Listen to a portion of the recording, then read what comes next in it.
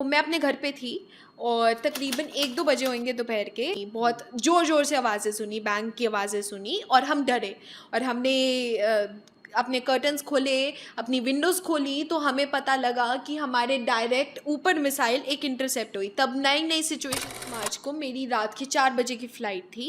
तो अब जैसे कि मैं आपको बताती हूँ, मैं अगर कैब में भी जब मैं जा रही थी एयरपोर्ट पे तब भी मुझे आवाज़ें सुनाई दे रही थी कि मिसाइल इंटरसेप्ट हो रही हैं ऊपर। पहले 2 दिन तो बहुत डर लगता था, हम निकलना चाहते थे क्योंकि ये सब कुछ बहुत न्यू था हमारे लिए, क्योंकि ना कभी हमने सुना था, ना कभी हमने देखा था यूएई की पास्ट हिस्ट्री में भी कि वो किसी ऐसी लड़ाई में भी इन्वॉल्व हुआ है। हाँ, तो उस टाइम पे तो बहुत डर का माहौल था, बट उसके बाद जब फ्लाइट्स ऑपरेट होने लग गई, एयर इंडिया की भी ऑपरेट होने लग गई, स्पाइस जेट की भी ऑपरेट होने लग गई, फ्लाइट्स एमिरेट्स की भी ऑपरेट होने लग गई, तब एक एश्योरिटी मिल गई कि हाँ, हम निकल जाएंगे। तो रात को मैं आपको बताती हूँ, 28 फर्स्ट या सेकंड को काफ़ी टेंस माहौल था रात को। तो लोग इकट्ठे हो जाते थे नीचे बेसमेंट में, जो भी हर बिल्डिंग की एक बेसमेंट होती है, तो उधर इकट्ठे हो जाते थे। उधर जो मैनेजर्स होते थे, यूएई गवर्नमेंट के मैनेजर्स, जो मतलब वॉलंटियर्स भी होते थे, वो फ्री फूड, फ्री खाना देते थे और एक मतलब एश्योरिटी देते थे कि कुछ नहीं होने वाला। तो ऐसे ही हम एक दूसरे का हौसला ऐसे करते थे कि हाँ, हम सेफ़ हैं, ये सब कुछ है। बट उसके बाद सिचुएशंस नॉर्मल होने लग गई थी, क्योंकि पता था कि मिसाइल्स इंटरसेप्ट हो रही हैं। तो एक यही था कि मिसाइल्स इंटरसेप्ट हो रही है, यही श्योरिटी के कारण सब सिचुएशन काम होने लग गई थी। बट पहले 3 दिन हम इकट्ठे हो जाते थे, रात को शेल्टर्स ले लेते थे, यूएई गवर्नमेंट को कॉल कर सकते थे, ये दुबई पुलिस को कॉल कर सकते थे, वो हमारी हर मदद के लिए रेडी होती थी। तो हाँ। ਇਜ਼ਰਾਈਲ ਅਮਰੀਕਾ ਅਤੇ ਈਰਾਨ ਦੇ ਵਿਚਕਾਰ ਜੰਗ ਛਿੜੀ ਹੋਈ ਹੈ ਅਤੇ ਇਸ ਜੰਗ ਦਾ ਅਸਰ ਆਲੇ ਦੁਆਲੇ ਦੀਆਂ ਬਾਕੀ ਕੰਟਰੀਜ਼ ਦੇ ਉੱਤੇ ਵੀ ਦੇਖਣ ਨੂੰ ਮਿਲ ਰਿਹਾ ਹੈ। ਪੂਰੇ ਮਿਡਲ ਈਸਟ ਦੇ ਉੱਤੇ ਇਸ ਜੰਗ ਦਾ ਕਹਿਰ ਇਸ ਵਕਤ ਤਸਵੀਰਾਂ ਦੇ ਰਾਹੀਂ ਆਪਾਂ ਦੇਖ ਰਹੇ ਹਾਂ। ਪਰ ਅੱਜ ਦੀ ਗੱਲਬਾਤ ਕਰਵਾਉਣ ਲੱਗੇ ਹਾਂ ਕੁਝ ਉਹ ਭਾਰਤੀ ਸਟੂਡੈਂਟਸ ਨੇ ਜੋ ਵਾਪਸ ਆਏ ਨੇ ਦੁਬਈ ਤੋਂ। यूएई ਦੇ ਉੱਪਰ ਵੀ ਹਮਲੇ ਕੀਤੇ ਗਏ ਸੀ ਈਰਾਨ ਦੇ ਵੱਲੋਂ ਤੇ ਇਹਨਾਂ ਹਮਲਿਆਂ ਦੇ ਵਿੱਚ ਕਾਫੀ ਜ਼ਿਆਦਾ ਨੁਕਸਾਨ ਦੀਆਂ ਤਸਵੀਰਾਂ ਵੀ ਆ ਰਹੀਆਂ ਸੀ। ਪਰ ਹਕੀਕਤ ਕੀ ਹੈ ਜੋ ਇਸ ਵਕਤ ਦੁਬਈ ਦੀਆਂ ਤਸਵੀਰਾਂ ਲਗਾਤਾਰ ਸੋਸ਼ਲ ਮੀਡੀਆ ਤੇ ਵਾਇਰਲ ਹੋ ਰਹੀਆਂ ਨੇ, ਉਹਨਾਂ ਤਸਵੀਰਾਂ ਦੇ ਵਿੱਚ ਜੋ ਮਿਸਾਈਲਾਂ ਨੇ ਉਹ ਗਿਰਦੀਆਂ ਦਿਖਾਈ ਦਿੰਦੀਆਂ ਨੇ, ਡਰੋਨਸ ਗਿਰਦੇ ਦਿਖਾਈ ਦਿੰਦੇ ਨੇ, ਬਲਾਸਟ ਦੀਆਂ ਤਸਵੀਰਾਂ ਔਰ ਇਹਨਾਂ ਤਸਵੀਰਾਂ ਦੇ ਚਸ਼ਮਦੀਦ ਗਵਾਹ ਜਿਨ੍ਹਾਂ ਨੇ ਇਹ ਹੁੰਦੇ ਦੇਖਿਆ। ਗੱਲਬਾਤ ਕਰਦੇ ਹਾਂ ਉਹਨਾਂ ਦੇ ਨਾਲ। ਇਸ ਵਕਤ ਅਸੀਂ ਮੌਜੂਦ ਹਾਂ ਲੁਧਿਆਣਾ ਦੇ ਵਿੱਚ। ਲੁਧਿਆਣਾ ਦੇ ਇੱਕ ਸਟੂਡੈਂਟ ਜੋ ਕਿ ਦੁਬਈ ਤੋਂ ਵਾਪਸ ਪਰਤੇ ਨੇ ਜੰਗ ਦੇ ਹਾਲਾਤਾਂ ਦੇ ਵਿੱਚੋਂ। ਗੱਲਬਾਤ ਕਰਦੇ ਹਾਂ ਸੋਮਿਆ ਸਲੂਜਾ ਜੀ ਸਾਡੇ ਨਾਲ ਮੌਜੂਦ ਨੇ। ਸੋ ਜੰਗ ਦੇ ਹਾਲਾਤ ਦੁਬਈ ਦੇ ਵਿੱਚ ਵੀ ਬਣੇ ਹੋਏ ਨੇ। ਦੁਬਈ ਦੇ ਵਿੱਚ ਮਿਸਾਈਲਾਂ ਗਿਰਨ ਦੀਆਂ ਤਸਵੀਰਾਂ, ਟਰਮੀਨਲ 1 ਦੇ ਵਿੱਚ ਭੀਸ਼ਣ ਅੱਗ ਦੀਆਂ ਤਸਵੀਰਾਂ ਵੀ ਦੇਖਣ ਨੂੰ ਮਿਲੀਆਂ ਸੀ। ਹਾਲਾਤ ਕਿਹੋ ਜਿਹੇ ਨੇ? ਪਹਿਲਾ ਹਮਲਾ ਕਦੋਂ ਹੋਇਆ? ਤੁਸੀਂ ਕਿੱਥੇ ਮੌਜੂਦ ਸੀ ਉਦੋਂ? पहला हमला तब हुआ 28 फरवरी को, सैटरडे को। तो मैं अपने घर पे थी और तकरीबन 1-2 बजे होंगे दोपहर के, और हमने आवाज़ें सुनी, बहुत ज़ोर-ज़ोर से आवाज़ें सुनी, बैंग की आवाज़ें सुनी और हम डरे और हमने अपने कर्टन्स खोले, अपनी विंडोज़ खोली तो हमें पता लगा कि हमारे डायरेक्ट ऊपर मिसाइल एक इंटरसेप्ट हुई। तब नई-नई सिचुएशन थी, तब हमें कुछ पता नहीं लगा। बट 2-3 घंटे बाद ही न्यूज़ आने पता लग गई थी कि वेरियस लोकेशंस ऑफ दुबई में ऐसे मिसाइल्स इंटरसेप्ट हुई हैं, और कहीं जो नहीं हुई हैं वो गिरी भी हैं, जैसे फेयरमाउंट होटल पे गिरी हैं और T1 एयरपोर्ट पे गिरी हैं, बुर्ज अल अरब जो दुबई का सबसे बेस्ट होटल है उस पे भी गिरी हैं।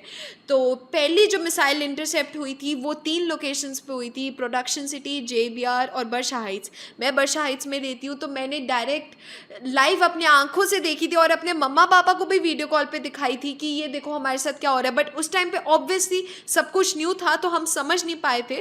बाकी बाद में हमें पता लगा था कि वो एक ड्रोन था जो ईरान की तरफ से भेजा गया था। ਜਦੋਂ ਬਲਾਸਟ ਹੁੰਦਾ ਵੈ ਉਦੋਂ ਪਹਿਲੀ ਪ੍ਰਤੀਕਿਰਿਆ ਕੀ ਹੁੰਦੀ ਵੈ? ਕਿਵੇਂ ਲੱਗਦਾ ਵੈ ਜ਼ਹਿਨ ਦੇ ਵਿੱਚ, ਮਨ ਦੇ ਵਿੱਚ ਕੀ ਆਉਂਦਾ ਵੈ ਜਦੋਂ ਬਲਾਸਟ ਦੀ ਆਵਾਜ਼ ਸੁਣਾਈ ਦਿੰਦੀ? ਕਿਉਂਕਿ ਦੁਬਈ ਇੱਕ ਸੇਫੈਸਟ ਜੋ ਪਲੇਸ ਮੰਨਿਆ ਜਾਂਦਾ ਵੈ, ਕੋਈ ਸੋਚ ਵੀ ਨਹੀਂ ਸਕਦਾ ਕਿ ਦੁਬਈ ਦੇ ਵਿੱਚ ਵੀ ਅਜਿਹਾ ਹੋਵੇਗਾ। तो जब ये ब्लास्ट हो रहे थे, जो भी मिसाइल इंटरसेप्ट हो रही थी, पहले 2 दिन बहुत डर का माहौल था। बहुत डर का माहौल था, क्योंकि हम सब के लिए बहुत न्यू था। इमरजेंसी सायरन बज रहे थे और सब लोग शेल्टर सीक कर रहे थे। जो टूरिस्ट जिनके पास कोई जगह भी नहीं थी, उनको फ्री शेल्टर दे रहे थे। तो पहले 2 दिन तो बहुत डर का माहौल था। बट उसके बाद जब हमें आवाज़ें सुनाई देती थी, हमें अपनी यूएई गवर्नमेंट पे इतना ट्रस्ट बन गया था कि वो अपने रेजिडेंट, टूरिस्ट, इमराती, लोकल्स जो भी हैं, उनको कुछ नहीं होने देंगे, क्योंकि कैजुअलिटीज़ बिल्कुल नहीं थी और इंजरीज भी तकरीबन ना के बराबर थी, 100 से कम थी। तो ये सब कुछ के करके, और प्लस उन्होंने जो फाइटर जेट्स जो हमारे 24 आवर्स हमारे ऊपर उड़ते रहते थे, जो हमें इतनी ज़ोर से आवाज़ें आती रहती थी, तो वो एश्योरिटी बनाते थे कि बहुत सेफ़ हैं हम, और हमारी मतलब like they are protecting us, और मतलब कि हमें कुछ नहीं होने वाला। यूएई गवर्नमेंट ने पूरा मेक श्योर किया है अपने रेजिडेंट्स को सेफ़ रखने में। अपनी जो भी कोशिशें थी, जो भी फ्री फूड, खाना, शेल्टर, जिनके पास जगह भी नहीं थी रहने को, उनको दिया है। तो उन्होंने बिल्कुल भी बैकआउट नहीं मारा। They were always there with us. उन्होंने लास्ट डे तक, मतलब अभी भी हमारे साथ हैं। अगर कोई भी प्रॉब्लम होती है, हम अपने इंडियन एम्बेसी को कॉल करते हैं, वो भी हमारी हेल्प करती है। अगर दुबई पुलिस को भी हेल्प करते हैं, वो विद इन सेकेंड्स हमारी हेल्प करते हैं। पेट्रोलिंग चलती रहती थी पुलिस कार्स की, हमें 24 आवर्स सायरन सुनाई देते थे कि पुलिस कार्स के सायरन चल रहे हैं इधर उधर। तो इस कारण बहुत सेफ्टी उन्होंने मेक श्योर की, ट्रस्ट मेक श्योर किया कि हमें कुछ नहीं होने वाला। बट डेफिनेटली पहले 2 दिन तो हमें डर लगा था, बट उसके बाद हमें ये था कि हाँ, थोड़ा सा डरते थे जब आवाज़ आती थी ज़रूर, क्योंकि मिसाइल्स ऊपर इंटरसेप्ट हो रही थी। बट फिर उसके बाद ये भी था कि एश्योरिटी थी कि हमें कुछ नहीं होने वाला। ਜਿਸ ਤਰ੍ਹਾਂ ਟੂਰਿਸਟ ਵੀ ਬਹੁਤ ਨੇ, ਹੋਰ ਭਾਰਤੀ ਵੀ ਬਹੁਤ ਨੇ, ਸਟੂਡੈਂਟਸ ਵੀ ਬਹੁਤ ਨੇ, ਗਿਣਤੀ ਦੀ ਜੇਕਰ ਗੱਲ ਕਰੀਏ ਤਾਂ ਕਿੰਨੀ ਕੁ ਗਿਣਤੀ ਦੇ ਵਿੱਚ ਲੋਕ ਇਸ ਵਕਤ ਉੱਤੇ ਪਰੇਸ਼ਾਨ ਨੇ ਜੋ ਕਿ ਭਾਰਤ ਨਾਲ ਸੰਬੰਧਿਤ ਨੇ? तो तकरीबन 25 लाख इंडियंस अभी यूएई में प्रेजेंट हैं, तकरीबन पूरे यूएई में ही प्रेजेंट हैं। तो उसमें अभी ये सिर्फ रेजिडेंट्स का नंबर मैं आपको बता रही हूँ। और टूरिस्ट, जैसे कि दुबई का टूरिज़्म सीज़न ऑन है, टूरिस्ट भी बहुत गए। टूरिस्ट के मन में बहुत डर था, क्योंकि वो एक ऐसे अनजान कंट्री में गए और उधर वो फंस गए, क्योंकि दुबई के एयर स्पेस क्लोजर हो गया। फ़्लाइट्स, सिर्फ कई फ़्लाइट्स ऑपरेट हो रही थी और बाकी सारी फ़्लाइट्स कैंसिल हो गई थी। उनके वीज़ाज़ भी एक्सपायर होने वाले थे। तो इस पॉइंट ऑफ टाइम पे यूएई गवर्नमेंट ने बहुत हेल्प की, उनका वीज़ाज़ भी एक्सटेंड किए। अगर उनकी होटल बुकिंग्स थी जिधर से उनका ख़त्म हो रहा था, उधर भी वो एक्सटेंड करवाया फ्री ऑफ कॉस्ट। और अगर किसी के पास होटल बुकिंग्स भी नहीं थी, अगर वो एयरपोर्ट पे भी था, तो उसको भी फ्री शेल्टर, फ्री फूड और फ्री वाटर दिया गया पूरी यूएई गवर्नमेंट से।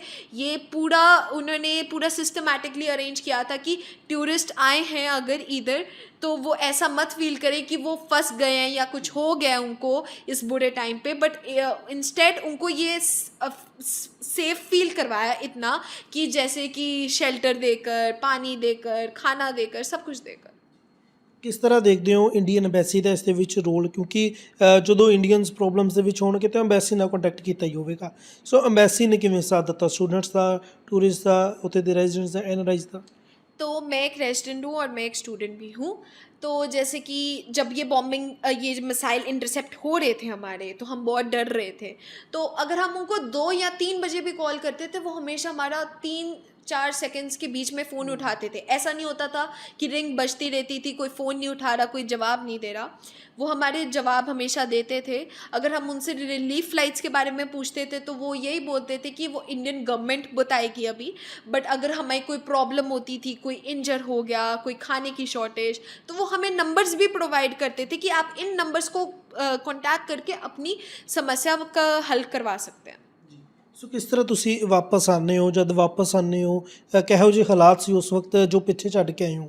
ਕਿਉਂਕਿ ਜੋ ਹਾਲਾਤ ਨੇ ਅਜੇ ਵੀ ਬਿਹਤਰ ਨਹੀਂ ਹੋਏ।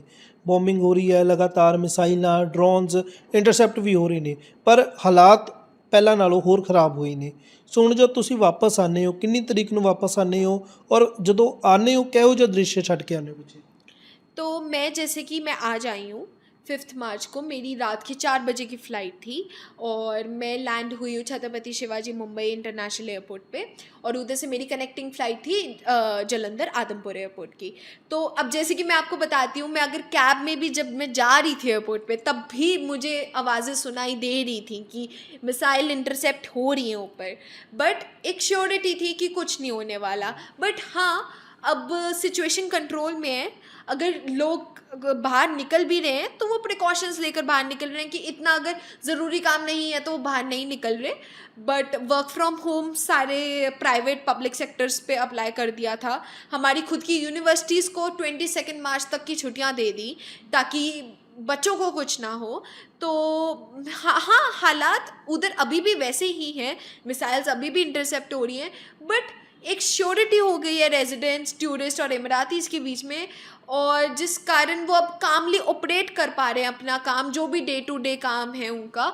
तो या ਸੋ ਹਾਲਾਤ ਜਦ ਮਾੜੇ ਬਣ ਜਾਂਦੇ ਨੇ ਤਾਂ ਜ਼ਹਿਨ ਦੇ ਵਿੱਚ ਕਿਵੇਂ ਆਉਂਦਾ ਹੈ ਕਿ ਕਿਸ ਤਰ੍ਹਾਂ ਬਾਹਰ ਨਿਕਲਣਾ ਹੈ, ਕਿਉਂਕਿ ਇੱਕਦਮ ਜੋ ਸਭ ਕੁਝ ਬੰਦ ਹੋ ਗਿਆ ਸੀ, ਕਨੈਕਟੀਵਿਟੀ ਵੀ ਪ੍ਰਭਾਵਿਤ ਹੋਈ ਸੀ, ਇਸ ਦੇ ਨਾਲ ਜੋ ਸੜਕਾਂ ਦੇ ਰਾਹੀਂ ਜਾਂ ਫਿਰ ਕੋਈ ਕਿਸੇ ਵੀ ਤਰ੍ਹਾਂ ਆਉਣ ਜਾਣ 'ਤੇ ਵੀ ਪਾਬੰਦੀ ਲਗਾ ਦਿੱਤੀ ਗਈ ਸੀ। ਸੋ ਉਸ ਵਕਤ ਜ਼ਹਿਨ ਦੇ ਵਿੱਚ ਕੀ ਹੈ ਕਿ ਹੁਣ ਇਹ ਹਾਲਾਤਾਂ 'ਚੋਂ ਬਾਹਰ ਕਿਵੇਂ ਨਿਕਲਣਾ ਹੈ, ਮੈਂਟਲੀ ਕਿਵੇਂ ਖੁਦ ਨੂੰ ਸਟਰੋਂਗ ਕੀਤਾ। तो ये सब हुआ था 28 और 1 मार्च के बीच में।